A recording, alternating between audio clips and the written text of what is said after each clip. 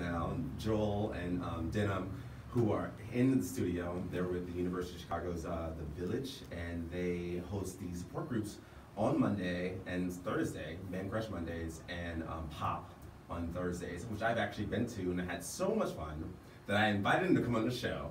But it's a lot of fun, and they're going to talk about that, and they have this huge banquet coming up called Families of Chicago, and they're going to tell us all about that and what's the purpose and what's the cost. So, jam-packed show, as always, right? You know, it's so funny. She loves to fill the show with tons and tons of things, and so we're in this mug, like this is a turnstile, and it's like soon as we're done with like one guest or one group, we're going right to the next. I know. Isaac has arrived. Hey. There's your mic up there. I know. Let's bring your mic down. Thanks, Brandon. But let's check in. So, David, how have you been? What's been going on? Good. I haven't seen you since I got back from Palm Springs, so. I know. You look different, girl. You know, my butt's got a little thicker, so I can do the booty dance a little bit. Well, why? No, I can't really do it. Something was telling me. You was doing the booty dance, bitch. Yes, you were. Yikes. But it's okay. No, my week has been good. Just busy. You know, I just got back to this week. You know, my grandma passed. Yeah, girl. You know, it's a weird question. I was like, how was the funeral? And everyone says the same response, like, oh, it was really sad. But some people say it's actually like a celebration. So it was a humdinger. Really? I mean, no. It was hilarious. I don't. Right? No. Like, well, let me just say this. I think I will say this. It wasn't. I wouldn't say it was super sad or super melancholy. I don't necessarily feel that. I mean, I feel that because I'm emotional about my grandma. Right. But it was great to hear just some wonderful stories and the things that people were sharing and saying about my grandma and her life and her legacy, right? So it's always nice to hear those things.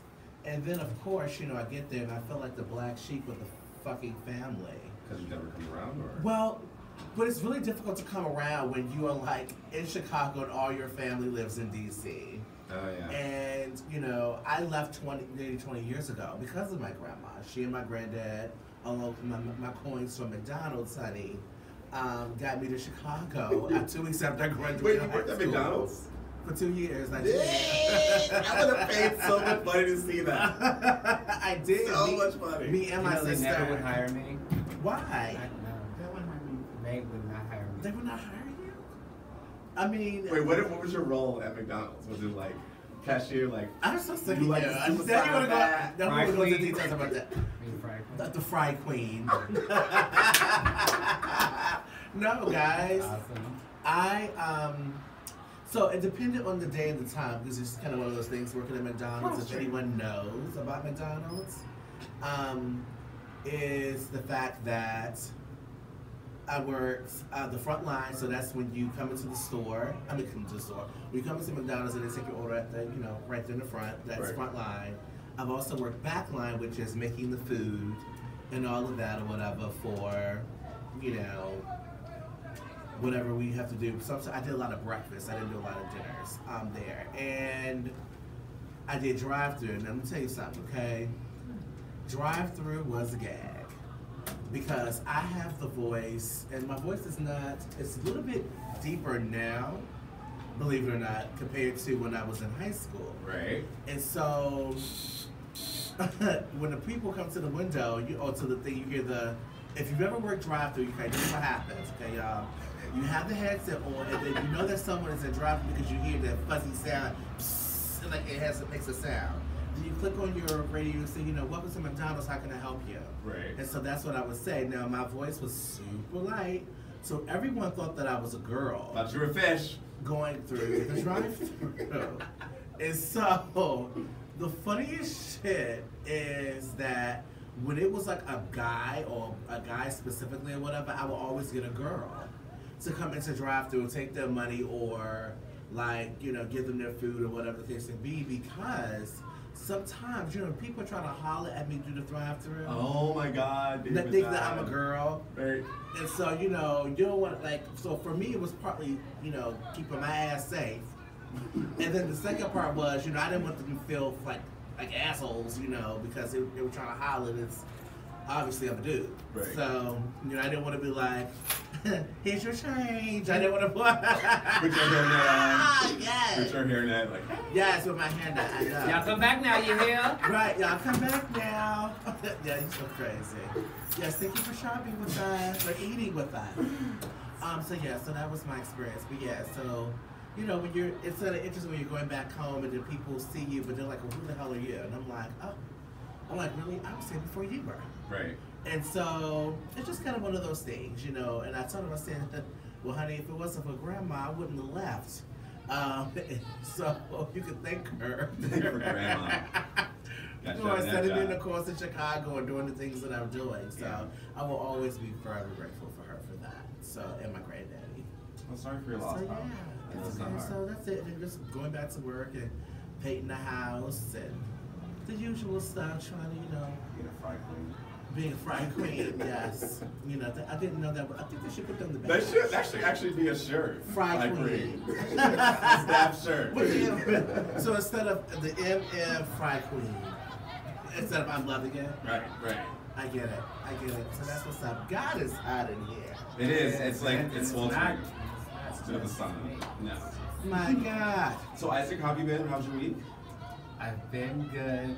I am healing. Yay. I want to leave it Yay. I hear you. No, All right. Yes. So this Tuesday was your last This radiation. Tuesday was my last. Woo! Low drop to all of them. That's awesome. Everyone gets a more job. Everyone gets one. Everyone! You get one! Especially you get one. Yes. So my week has been awesome. Just getting back from Greater Palm Springs and actually really adjusting to weather. Who the hell says that? So I think that's it's so PR. When you were saying it on the phone, I think Isaac and I were like, bitch. No, this is a new campaign. They want Greater Palm Springs. because it's 9 cities and one Okay. so Palm Springs. So it's not Palm Springs, it's 9 cities now. So it's Greater Palm Springs. They represent all of them. Okay. Yeah. So it is a PR blowjob, if you will, but Right, it was just confusing us. We were like, what the hell is this talking about? Greater Palm Springs. But yeah, adjusting to the weather here. You know, as you saw in some of my Facebook photos, I was in my undies at the parade, and you know, it was just. You know, I saw a girl. You saw that photo? It was pretty cool though. Like, it was like. No. It was so mean. You hating cunts. I just thought you needed something to eat. You sound like a black grandma. It's hilarious. Anyway, Need to eat something. I was like, oh, she looking real nice.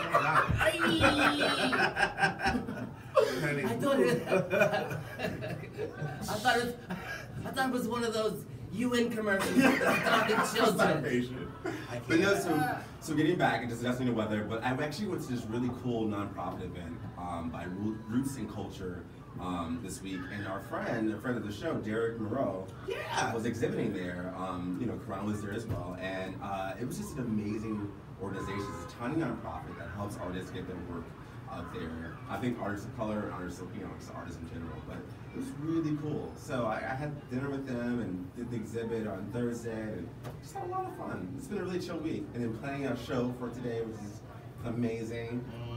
You guys are giving me the auntie look all day. Right. You know what? I'm sick of her. Let me tell you, she be trying it. Like, y'all have no idea. We love her. We should still play our music, by the way, because, you know, oh God, like, where in the world is Lennox Magee, you know, but... I know, he's been showing up lately. I've been here lately, guys, not calling from abroad. He's actually been very present. Yes. In a lot of ways. And so, girl, while we over here working and dealing with real life, this bitch, she over there, we just had dinner. I went to the Prime Parade, and, you know, had shit around.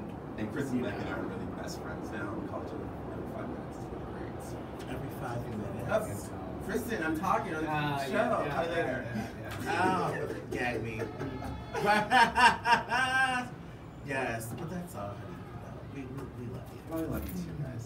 But so let's dive into hot topics. I'm getting used to us having an hour show now. Like I know, guys. So we have to tell everyone we're down to an hour We're now, down to guys. From 6 to 7. Right. Y'all asked. No, I ain't asked y'all, told us. Right. Told us the I showed too long, honey. Yeah. After the first hour, bitch is out. Right. So now we're just gonna bring all of our fabulosity into one full hour every Friday from 6 to 7, right? Oh my here. God, it's hot as hell in here. It is hot. Well, we're gonna, you know, this feels like Palm Springs a little bit, actually. Greater Palm Springs. I should say. Really? Yeah. Well, I can go. It's humid and hot. Is that and the nice. Yes. But okay, so let's go into our first hot topic. Yeah, what's up? We're going to be talking about Giovanni Melton, and we've all heard the story. It's been posted all over Facebook, how his father shot and killed his 14-year-old boy because he was gay. Gay. Yeah. Actually, we have the reporter from the Channel 3 News in Las Vegas, Antonio Castellan, on the phone to talk to us about his story. I think he was the first to break it. Antonio, are you there? Oh, and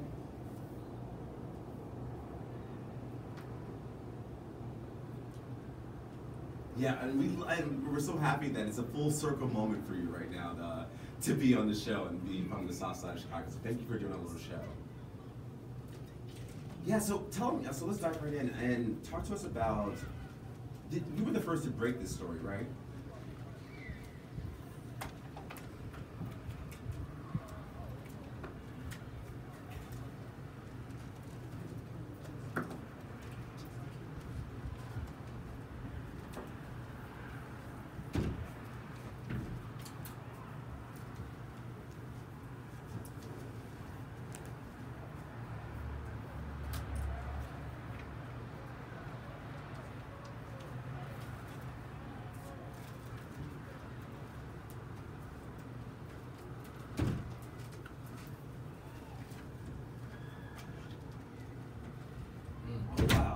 Wow, that's insane. So the foster mother did come up, and she actually gave the quote that he would rather have a dead son than a gay son, right?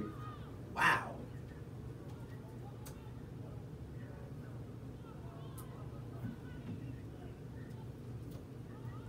Line in. Bluetooth connected.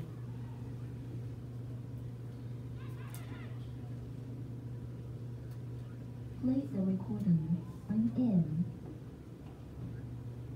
She even goes into saying that even Giovanni's mother didn't like the fact that he was gay. They sent him to some sort of Mormon convert Oh, wow. who was trying to convert him not to be gay or something like that.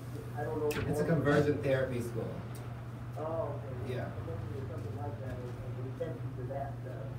Giovanni was talking about Henry Mormon in the movie. Yeah. Wow. So do we know what the fight was about exactly? Was it about him being gay?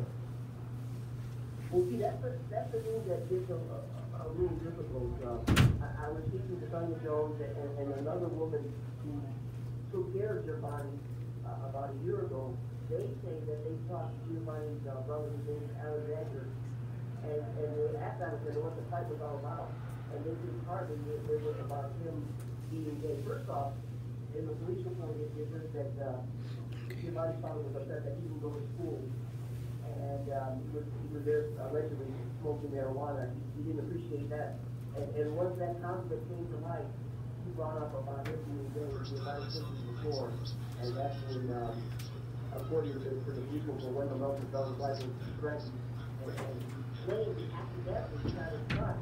But they couldn't buy that story. And now, Giovanni's father is in jail. So he's murder charges, child abuse, and I forget the other charge. So when is his trial? Is that coming up soon, or? It'll be a while. There hasn't been a set date.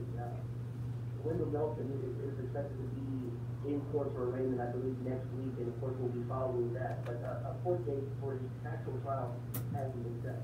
Do we know why, he was only 14 years old, do we know why he was living alone in his own apartment? It's very sad. Wendell Melton, Giovanni's father, is remarried, and Giovanni didn't get along with his stepmom. So Giovanni's father decided to rent an apartment for him and just leave him there. And he rarely see him. We only saw him 6 times since March of this year. He lived by the apartment. So he just decided to leave his 14-year-old son there by himself. Wow. Wow, that's insane. I mean, The charges, I'm just, as I'm listening, I'm thinking, you know, where's the hate crime charge, or where is the murder charge? Child abuse is to me, It's so the low least level. of it. The least of it. It's so low level. I mean, what do you think about that? Or are they still trying to figure out the charges, or these are them and they're set in stone? That's a good question. I did ask that to the investigator, and he said that they're doing more interviews. It's really difficult. I've been told by the detectives, they said that since they were right there when the argument happened, it's kind of tough to put a hate charge. Oh, I see. But it's a possibility. They're still trying to see what can come out of it. Of course, they got to interview Giovanni's father some more. I don't know exactly what he told police officers, except for him saying that it was an accident. That's all we've heard from Wendell Nelson. So, okay, so I read, before I let you go, Antonio, and you've been doing a great job reporting. I've been following your reports from the moment the story broke. I read something recently about his mother is trying to get his kidney, but the state is denying it. Do you know anything about that? Wow, that's very interesting that you bring that up. I haven't heard about that. All I know is that from friends and people who took care of Giovanni did not get along with his original mother. His original mother, from what I'm reading from phone records, she abandoned him and didn't want to have anything to do with him. So if he's thinking of trying to get his kidney, that's it's very sad to hear, because she didn't love him. Yeah, I say don't give the bitch the kidney. No. She does not deserve the kid. Well, thank you so much, Antonio Castellani. He is a reporter with Channel 3 News in Las Vegas, doing an amazing job reporting on this story, and thank you for keeping us abreast of what's going on. Thank you. Thank you. So we'll be back. We're going to take a break. When we come back, we'll have Kristen Beck talk to us about her first day at the Pentagon in heels. Stay with us. She's calling in. No, she's already did. Is this the plan that she put together? I didn't put that on. Is this Curtis? Because honestly, I thought you did the playlist. I did. But it's kind of fitting though, right? What's it gonna be? Make sure y'all share it. Your daughter just had her first breakup. I think they're doing it now. Put yourself in her shoes. I don't like Wild How Ass more could he do than this to you? And for Sheila, they're doing it from B, console her. This is going to happen a lot. 4, maybe 5 more times before you get married. C, take charge. Gotta get this all straightened out. We're talking to man, mano a mano. Hey, Steve! It's now a good time? Excellent. No? Okay, no problem. Bye. Or D, help her find a new boyfriend. After I know a great place to meet boys. The internet. Nice. Single. Never mind. So whoever's watching our show is telling me to fix my face. It is really upsetting when you're walking into the show and you're like, what the hell? For more information on Pentagon, Yeah, because the door's open. How are you doing? From the U.S. Department of Health and Human Services. Where are you live, by the US way? Kids and the Ad Council. You want to see a live thing. Well, The door open now, shit. I love this song. The shoe? What is Curtis. the shoe calf? Yeah, I don't know. And we're back on the sip. Whose song is this? Who sings this? I love it. I know. I think it's a Brandy. No, it's not Brandy. Really? So wait a minute now, and Lennox's go-to to everybody does, oh, is that Brandy? I do say that all the time. Yes, you Brandy. do. Yes. Who is it? Curtis will tell us. Oh, okay, it's Yes. Kelly Rowland. That's my Okay. song. Should we have this, Curtis? Cut it down a bit. Yes. Yeah. I'm like hearing the reverb. I'm like, what's T? Just a little bit. Okay, that's good. Yes, good, Lennox. So yes, we are back on the set with all of us fabulous folk. Yes, and so, and also, I want to say this too because I really missed you guys. I haven't seen you in like maybe 3 weeks, and I just want to hug you both. Not Isaac. You see how excited I am? But no, but right, you see the alacrity in his voice. You hear it, honey. Liquors. But no, what's great? So when I met Kristen back in Palm Springs, she was the sweetest lady. Back in Palm Springs. Greater Palm Springs. Thank you. Girl, like you've been back in Palm Springs. Oh, way back then. Come on, you better extend it. But no, she was the sweetest lady, and she has a really good story to tell. And this interview actually that's coming up is really telling because she talks about how it's hard for her to get a job now in a top level position, what she's used to. So Curtis, let's play the interview with Kristen Back. I think he's gonna. Oh, recurring the episode? Oh.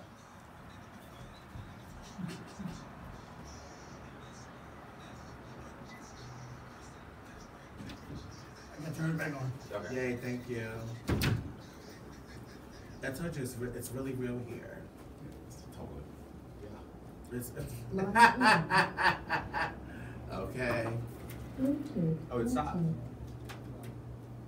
It's not playing. Yeah, it's not playing. Bluetooth mode. Okay. Well, why? Okay, are we dead air? Yeah, we're there. Yeah. Look. Yep, we're there. Yeah, I think it stopped. No. No worries. It's radio. It's radio. It's radio.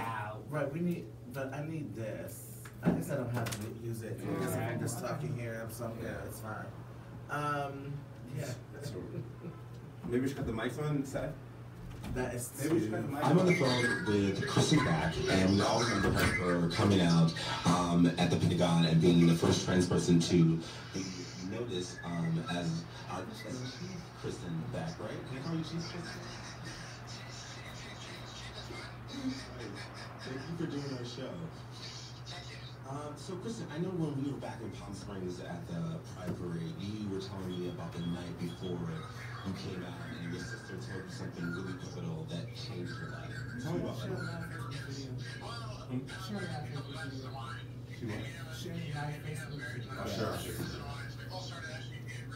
It's on the 6th page, right?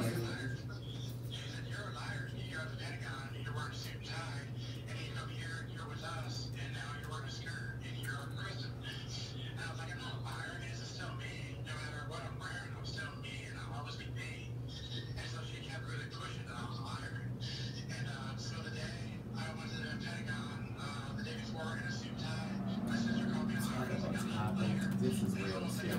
I saw that. What I was I saw this earlier on his page, but okay.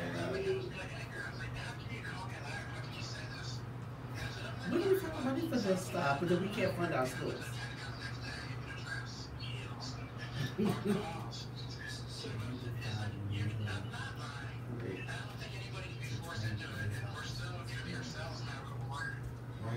Right, so you get out the car in your heels and walking there. Tell me what's going through your mind. Are you freaking out? I was like the bus scared. I was like barely getting out of the car and I'm shaking. It was nerve-wracking. It really was. It's scary. Because you know what's going to happen. Sure. And you're going to lose your job, you get beat up, you're going to get killed. I heard you guys talking about the post. I'll read it to you as a chance here. Welcome to Chicago, where we closed 52 inner city schools, but we now want to build police academy for $95 million in the hood. Posted by yours truly. Mark 12. But it's Mark 12. real. I can remember when I posted that one. Yeah, that was the post. Then follow Isaac. Follow me now. It's very real.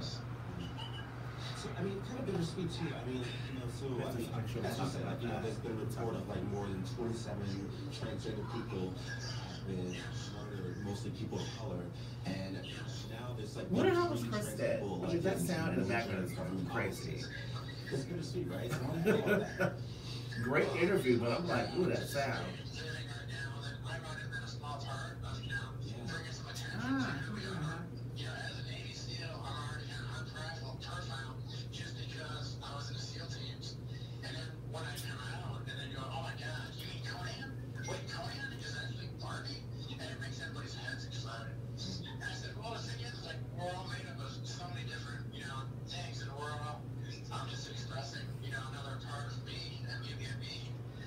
Why would that be any different for anywhere else? And we're Americans. This is who we are. We're diverse. We're creative and outrageous and awesome. And if you can celebrate some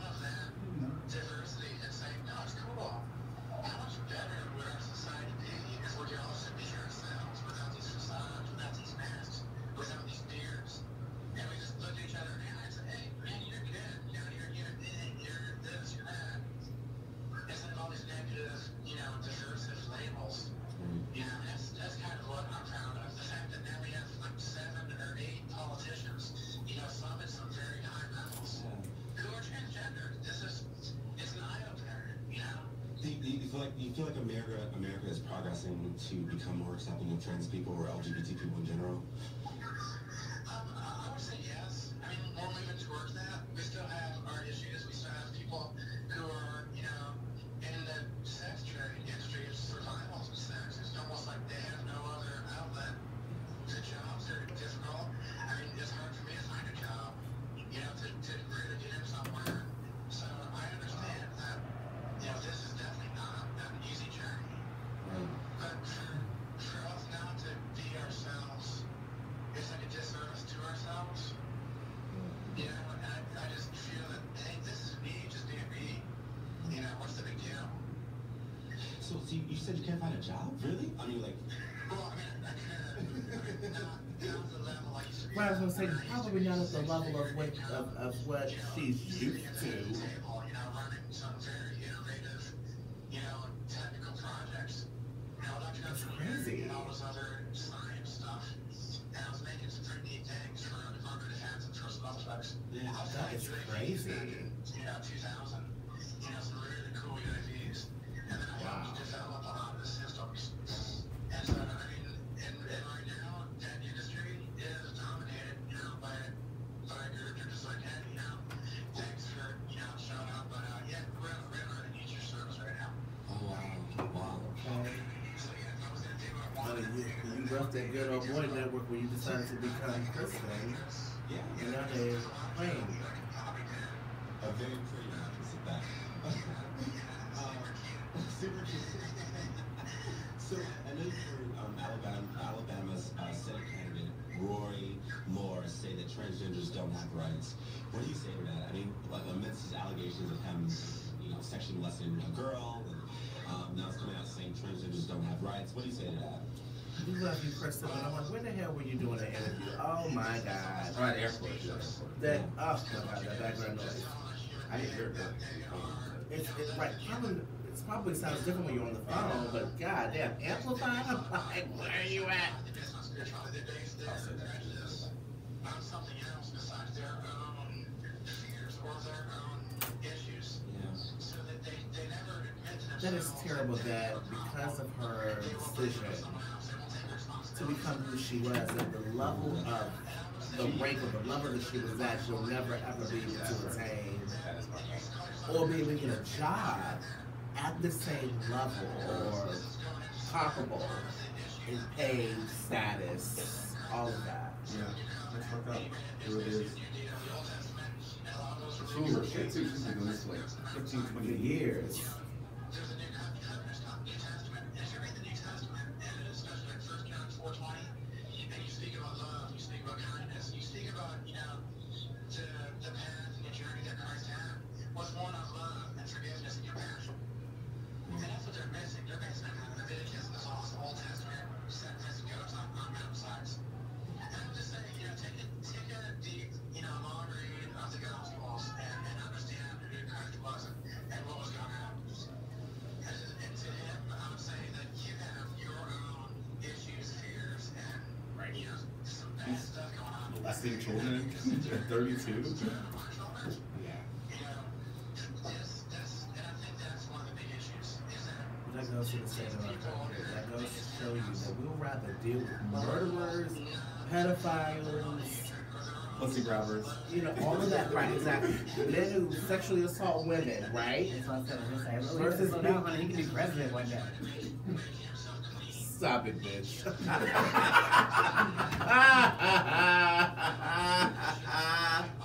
That is hilarious. Well, I mean, to your point, it's true. No, this is what we're dealing with. Save it. Yeah. Wow. Wow. So we're back, right? I think we're back. Can you guys hear me? We're back. Nope, we're not back. Just come back. I think. So we're back, and sorry, our interview got cut off, but we'll have the whole interview on our Mixcloud account to that end. But so I just want to say, Kristen Beck was in the airport, so if you heard the llamas in the back, Because you were sitting there like, oh my God, you're saying great things. I'm like, well, honey, that noise in the back. We love you, but ooh, that noise. She's going to St. Louis to do a speech for trans women. So, but yeah, so I mean, what's your response to the interview, guys? I just think it's unfortunate. I mean, I think it's very unfortunate that, with all of, her years of service and her credentials and all of that, that she will probably, and I don't want to ever say never, we won't do that. Right. But she probably will not get a job at the same status, the same level, the same pay, probably, because she made a decision to be herself. Right. And it's horrible. That's why I put on my page a while ago that to be who you are is to be brave. Oh my God. Because that's for me. That's for me. I didn't get that from no one. That's for me. And well, all jokes aside, when you make a decision to be who you are, and you know the consequences of what that is, right? Like, and you don't like the consequences of what that is, but you have to accept them in order to allow yourself to push through the way you want to push through in your life, or however you want to be or see yourself. And I think this is a prime example of one of those things where, this certainly did not go in her favor. Right. And sometimes it does. We've seen when folks have come out as being transgendered or has made that transition, and nothing has changed. But I think for a lot of transgender men and women, there's a huge change that happens in their life, and they have to think about that, before they even decide to become themselves, because they have to think about livelihood and all of that. It's so unfortunate. It's so unfortunate. Well, in a just world, I mean, if she, right, she should have been able to retire from the military. Why didn't you do that? And then go into the private sector and really make a lot of money. Yeah. She was a Navy SEAL, right? Yeah. Okay, so whatever her rank was within that would have like qualified her for a leadership position with some private security firm. Something, honey. In some war-torn country or whatever. I mean, these people make a lot of money. They do. They really do. So she, she should have been, she should have been positioned to make six figures somewhere, and you know what I'm saying, like use her skills, so that the first of her ability. But she, just because she wants to be herself, she just can't. Well, what I found most chilling about that interview was, the moment, like the day before, her sister told her she was a liar, she didn't go to work as a woman, and she goes in, and then her being so nervous and so like, fuck this, I'm gonna do it, and just walk in those heels and walk in the Pentagon. I mean, it takes, like you said in our very first episode, they are afraid of our courage, and they really are. They really are. And I said this in the interview how it's bittersweet because we've gotten like, I don't know, 10 trans people in government offices now. One's a mayor. I mean, there's a lot of 27 trans people have died, and most of them are people of color. Yeah, so I mean, it's bittersweet. Like, I mean, I feel like there's some progress going. If there's a mayor that's a transsexual, and there's other government offices being filled by trans people. I mean, that's progress, and hopefully they'll get in and change the law. Yeah, I think that's wonderful. I think it's a great step in the right direction, but we know that there's still more to be done. Absolutely. And I think that story, and coupled with that, just shows the work that still has to happen. I love that in Virginia that a trans woman ran against a man who was the author of the bathroom bill. Yes. And lost. And she took his seat. Yeah. That was, Wasn't that that amazing. That's That was amazing. Like, that's justice. That's like the best story of the hello. year. That's like Touche Beach. Right. Now what? Now what? Go to Now your what? bathroom, bitch. Right. What bathroom you gonna use? Right. You out of a job, bitch. Yeah. You better find a porta potty, bitch. You better squat.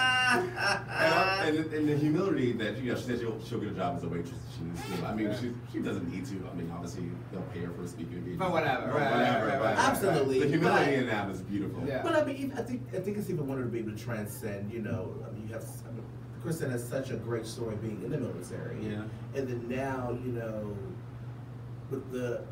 with her, coming out and being trans and sharing that, boldly and all of that, I think there's going to be tons of opportunity for her to share her story. And of course, Absolutely. she'll probably win tons of money being a speaker I mean, but you know, it just speaks to the fact that, you know, everybody ain't Kristen Beck. You know what I'm saying? Everybody ain't. And everybody's not going to be in the circuit doing that. And so, what she's saying is true of most folk, what they have to do to have some type of living because of making a decision to be who they are, because the world is just not ready to accept them as who they are, so they can have a better quality of life or have more trajectory or upward mobility, however we want to call it. It's just so unfortunate that our own world sets us up sometimes to fail. Yeah. You know, but then we keep calling America, you know, the land of the free, home of the brave, where you get rich. No, this is a place where sometimes you get stabbed in the back and murdered. For you being gay. For you being by gay your own or father. trans. You know, and it's all because of you. So yeah, it's just very interesting how all of these dichotomies work and don't work in a lot of levels. So. All right. Well, thanks to Kristen Beck for doing our little show. That's huge Kristen, for us. That's huge for us. Yeah. So thank her. Yes, thank you, Kristen Beck, and have fun in St. Louis. When we come back, we'll be talking to the folks from Pop and University Village to tell us about their amazing support groups. Stay with us. Curtis is a gay man. I think we made Curtis a gay man. This music is too damn old. I don't mind it. It's too damn old. Like, where's your list? What happened to your list? I know it was amazing. It was very, you know what, I felt very girl empowered. It was very girl empowered. All right. Girls today. So where are we gonna put this? Tommy near you. Right, because we have a lot of people in here. Well, okay. And everything has to be this way. That was part of my. Oh wait, oh there it is. Space. Look at that. Space. Perfect. Space. Nice. You guys are right here. I'll move over here. Like, what? Sure you drag queen? Does anybody want to sit down or who's the person? Right, it gets hot as hell in here. It was cold. I was good on the chill. And it's a little chill now because the front door's open. So switch to from that to this, from the buddy player to this. We made him a gay man, guys. Let's make it happen. I know. I hope you guys are enjoying the show today. Oh, right. I keep forgetting they're right there. Right. Right. Yes. And both of these. And we're back on the sip. Great interview by Kristen Beck. Lovely. Yes, thank you again, Kristen. Really appreciate this. But we have these really great gentlemen that I know from Pop, which I attended. Dr. Joel. No, I'm not a doctor. Right here. I'm not a doctor. Joel Jackson. Okay, Joel Jackson, and I just call you Denim. And I know that's not your. That's it. All right.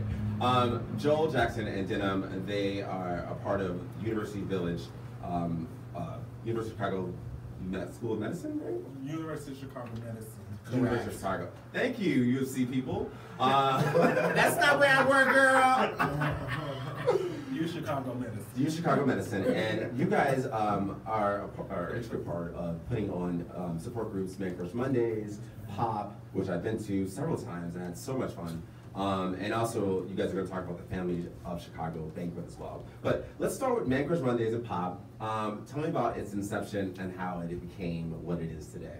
Well, I'll first start by telling you about Man Crush Monday. So, when I first started working there officially earlier this year, the team brought an idea to me that they wanted to do a group on Monday, specifically targeting African American gay and bisexual men. You know, and they had tried to hold a group like that already previously, but they didn't have as much success. So I thought of an idea, maybe we should just use something that is actually already used a lot in social media, the title Man Crush Monday. You know, and it sounds like an app. I mean, we should be an app. We play on it by saying, you know, come and talk about everything from relationships to, you know, personal life issues, whatever is going on. You are welcome to come to Man Crush Mondays and discuss it. You know, we have a whole format of how we do it. People get to write questions and put them in a box or whatever, and we usually open up the group by asking a question that was written by someone from the group. Nice. And we discuss that, and we usually have like activities planned and things like that. Right. It's pretty cool. It's a real intimate group of people that like to come together. We have pretty much the same people that come each time, and just come really to support each other and share ideas and things like that. I don't know. You want to talk about it, Denim? Because you come every Monday too. You summed it up pretty much. I go for I know I work at the village, but I'll be going for myself. Right. Because it's really moving and it helps me a lot. I deal with a lot of relationships. But they don't always be the best. Your face. Okay. They don't always be the best, but every time I go to Man Crush Monday, I always come out, learning something different about myself, about how to approach different these and learn how to deal with them. So it's cool. And my experience there too is like, so I should mention that they serve food every time. I'm a fat girl at heart. Please go, we got free food, man. But they serve food We've been having a lot of pizza. And Man Crush Monday, so we've been having a lot of pizza. But they serve food, but also, I mean, I've met a different select group of friends that I actually would have never met if I hadn't showed up to Pop. I wouldn't have even known you guys. Maybe we would have crossed circles, but I would have never known you guys either. So, I mean, I think it is really rewarding to go to a place and talk about what's going on in your relationships. And you guys also throw this event where you guys talk about moods and emotions and how that music and emotions and how those two connect. I think it's just really helpful to talk things out, and you have literally supportive people around you that can give you feedback and talk about relationships, like when David was a drug dealer's wife's. Trixie. Oh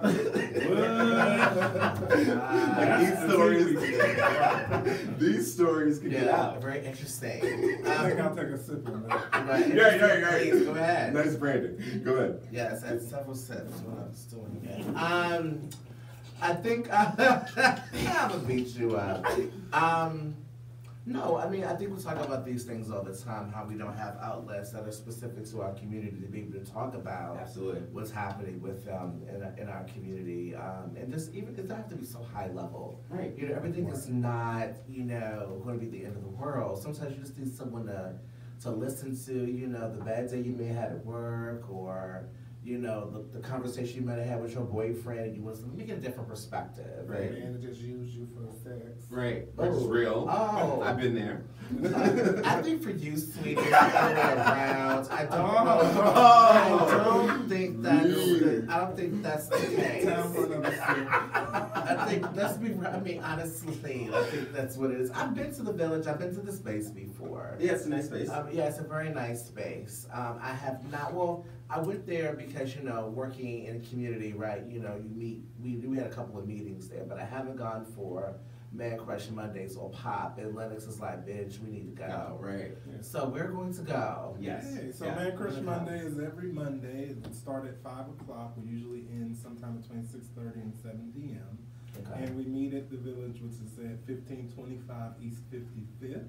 In Suite 205, so you just go to and it's appropriately right next door to Howard Brown, which is in Hyde Park. So you can go to the doctor and then go to Pop or go to Man Crush Mondays. It's conveniently located, which is really cool. In fact, the village and Howard Brown Health Center that's down the hall have the same medical director, which is Dr. Dodd Schneider, which is one of the faculty physicians at the University of Chicago. So was this his idea, or was it a collective group idea to start this type of support group on the South Side? Because I don't know of any, in my 36 years of living as a gay man on the South Side of Chicago, I haven't seen or been a part of any support group that exists for people of color. Well, one of the goals for the CCHE, which stands for the the Chicago Center for HIV Elimination, was to provide opportunities for more spaces and testing specifically on the South Side of Chicago, targeting LGBT and people of color and such like that. So yeah, it was definitely part of the plans. Not just Dr. Schneider, but a lot of people came together to help bring the village to fruition. So why do you think people should come to this? I mean, because when you hear support group, you think of a place that you need to go for, therapy, and it is therapeutic. But you think of it as I need to help for something. Like if I have a sex addiction, which I don't, Don't say no. Girl, sip. But no, like. I think in our community, when we hear support group or therapy, we think that we don't need that kind of support or need that help. I don't know. Am I alone on this one? No, I used to be the same way. Yeah. I never really. I don't like talking to people. I don't like telling everybody my business. Right. But coming there, it opened up. It made me open up, and it's very safe. So I feel like I can tell y'all anything. You know what I'm saying? We talk about everything. When he said it's over at like 7, it really be over like 7:30 because the conversations be so good and everything be going so good. Everybody want to stay. We don't push them out because I be having the greatest conversations. I be leaving, so I be like, maybe stay. Yeah. 7:30, cool. And it gives people an opportunity to be all of who they are in a safe space. Like I may not be, like I might be a young person who still lives in a family situation where I'm not fully accepted by my relatives. They may not want to hear me talk about my interest in another man in a romantic relationship or things like that. But you can come to Man Crush Monday and you won't be judged for the things that you say or how you live your life. In fact, when you come to Man Crush Monday, things are so raw that when you ask a question, you're going to get the gambit of opinions, of solutions, and so you kind of have to figure out for yourself what makes sense for you. And I always think hopefully something someone said was helpful, right? Because you'll get everything from, I have an issue with my boyfriend. Somebody was like, you need to beat him up, right? Somebody was like, no, you just need to talk to him, right? Right. But therapy comes in all forms. I don't think all therapy has to be so formal. I've gone to, I've had formal therapy, when it was necessary. But sometimes, therapy is sitting around with your boys or your girls, however you want to call them that day, and and you're talking about what's going on, and some of us don't have like a set of best friends or group of friends to really be able to do that with. And so I think it's great when you can bring, let me just say this, men who don't know each other together and talk about what's going on. And I think that's what's very important because we hope to build community and foster community. And oftentimes that lacks within the Black LGBTQ community, unfortunately. Well, I think it's really hard to bring together Black LGBTQ people together because we are so, I want to say that, not that we're private, I think that we are a little standoffish with each other. Sure, I can agree with that. And, it's very common for us to come upon situations and have our guards up, just naturally, because you have to protect yourself before you do anything, you know what I'm saying? That's the mentality. Right. So when you have, I think that spaces like that are they're needed, they're imperative. You know what I mean? It's for for our existence. Because I feel like we don't do that enough with each other. No. We don't allow ourselves to be vulnerable. We don't allow ourselves to be our real selves around each other. You know what I'm saying? This is what I'm really dealing with. I know I'm oh my God, I have not a care in the world, but this is what I really am going through. I'm going through some shit. Right. Can I share that with you? And sometimes I think it's great to also, to know that you're not alone. I think we don't. Right. Oftentimes we kind of think, we think to ourselves about what's going on with us, whatever the issue is, our bubbles, and we like to stay within those bubbles sometimes. And often it's very limiting on a lot of levels, but I think when you open yourself up and make yourself vulnerable and share your experience with others, not only it's therapeutic for you, but you're also helping someone else at the same time. And I think folks don't think about that. No. And I think that's very key and critical. We all, let me tell you something, okay? This life, right? Okay. This life is it's not easy. No, it's not. It's not easy living this life, but I enjoy it. But it's not easy, and I think we can all say that there are moments in our lives where we need to say something to somebody about what was going on, and I think this is such a great opportunity to be able to do that and be able to share and care and build relationships. New best friends or develop a best friend, get a friend, it's just one of those things. We don't have it often enough. And I think what this space really is, it's very trusting, and I'm a very private and guarded person too about my life and what I'm doing in my life. Fuck you, bitch. But you know, it was very easy to really open up and feel comfortable. So that's amazing. Yes, and I wish, and I'm thinking about, you know what? I see the fun, I hear it. But I know if Giovanni Melton probably would have had a space like this to go to, maybe circumstances would have been different for him. You know, so I mean, I think it can really speak to us from across the board. And resources. We need resources all the time. All the time. You know, and all day. You know, going to POP and Man Crush Mondays, you can get information to help you make decisions to better your life if you're dealing with things that are hindering your life. Right. And I think that's very important as well. You know, we still struggle with coming out and try to maneuver, you know, our own situations on a basic level. And so I think it's great that we have this as well to be able to, you know, get resources. And just real quick, we really need something like that for teenagers. Yeah. In the Black community. What's the age range? 18 to 26, I believe. Okay. We don't turn anyone away. Yeah. You know, people come over that age and under that age, and which is great. Is it 18 to 23? 26. Damn, I'm over it. 10 years over it. All right, go ahead, sorry. But no, I mean, that's why it's important to hold the space, right? You know, like even if no one came, it's still important to still hold that space. Because if you're there, if you're at POP, you know, if we're there as staff and it's 6 o'clock and no one's there, we're still gonna be there. You know, somebody might not come until 7:05, but we were still there holding the space because that space is what's important.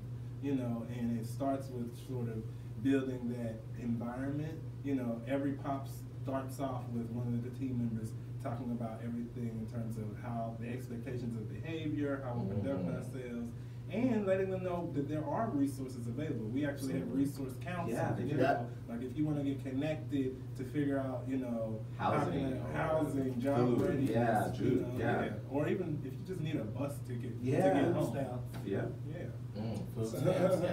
So I know that, Families of Chicago, the banquet's coming up. Tell us about that event and what's that all about and how did that come to play? Sure, so at first I used to just go to the village and, you know, participate in programming, and then eventually I started to volunteer. And I actually had a conversation with Dr. Schneider, who was interested in doing some programming, but wanted to do something different from the norm. You know, they often sponsor balls or sponsor categories for balls. In fact, the Paragon Ball is coming up on November 25th, which is a free ball that's sponsored by the University of Chicago, right? You know, but he wanted to do something different, and he wanted to reach a different community than the ball community. So I thought, well, maybe we can do something for the families of Chicago, which is kind of a different circuit. It's not connected to the ball scene. It's all about family and coming together and enjoying company of each other and supporting each other. But there have been a lot of issues in the community. You know, the same issues that happen in regular society happen in these subcultures as well. Right? So when you say families, do you mean like the houses? Like the house? I'm not even talking about that. I'm talking about something that's more specific to Chicago. Oh, gotcha. It's called FOC, Families of Chicago. These are families that started up in Chicago as families of choice. Historically, right. You know, and then people kind of come together for many different reasons, but mostly for support. Most of the family leaders encourage, you know, education, value employment, and things like that, right? Right, go ahead. And so what we're doing with the banquet is we wanted to have an opportunity to bring people together, to do something different, you know, encourage them to dress up and come and dress nicely and be together to break bread with one another, to actually reinstill the original values behind why families existed in the first place. Because it become too competitive, and there had been a lot of violence. You know, and that's not what the families were about. You know, so the first banquet we had the theme of SOS for Save Our Scene, and then we had special guests from the family scene, leaders of the first families like Kardashian and Baldwin, speaking about why they originally started their families and how we need to get back to our roots as a family scene. So quickly, tell us when the banquet's going to happen and how people can learn more about it. So the banquet is going to happen on December 10th, which is a Sunday. If you are interested, you can perhaps contact me if you want to be a volunteer. It is invite only because it's specifically for the families. But if someone's interested because they want to come and support, all you gotta do is contact me. In fact, you can just shoot me an email. You can send it to my work email, joel.jackson@uchospitals.edu, and we can discuss. Or you can reach out to us and we can give you guys the contact information. Yeah. All right, thanks to Joel Jackson and Denim for doing our little show. And thanks for Kristen Back for doing our show as well. And Channel 3 News in Las Vegas, Antonio Castellan for doing our show as well. So thank you. We'll be back next week. That hour goes by so fast. It does. I'm Lennox Magee. I'm Isaac King. And I'm David Todd. And we'll see you guys next week with another show. Take care. Have sex this weekend. Please. Safely. Thank you guys. No problem.